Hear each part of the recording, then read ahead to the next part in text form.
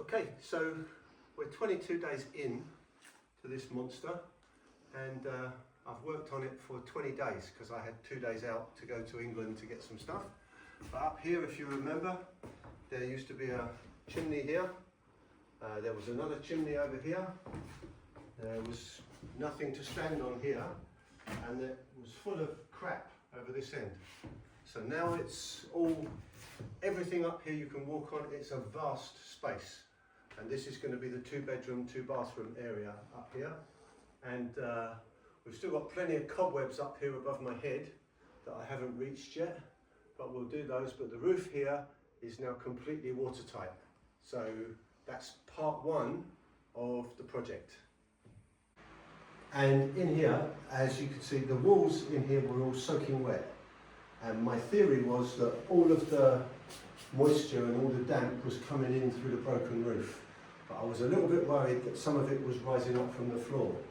But as you can see, everything in here is now dry. Even this is just stained wood. This is just stained mud that's coming through the ceiling. So the walls, now they've been stripped of that horrible impermeable paint, have all dried out beautifully. There's no smell of damp in here anymore. There's no moisture, no nothing. It's dried out really well. I'm really pleased. And then we come to, this is going to be the kitchen, as I said.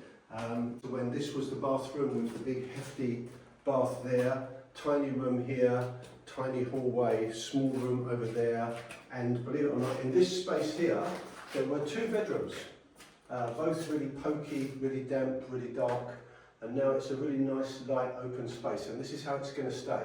And at the moment, I'm just putting in the electrics around the walls, so that we've got all the electricity points where we want them. And then next job in here, obviously the big beam up here has now got the floor upstairs straight. Everything's sturdy and good. The next job in here after I've done the electrics is going to be to scour up the walls and render the walls again. And then in this space here, you can see at some point there must have been a doorway here rather than a window because it's cut out for a doorway. That's going to be a doorway again. And it's all coming along quite nicely. So am I ahead of schedule or behind schedule? Well, surprisingly, for 20 days, I'm ahead of schedule. There's a mountain of rubble outside that we've taken out that must probably go at least 8 or 9 tons of rubble that we've taken out of here, and just shit, to be honest.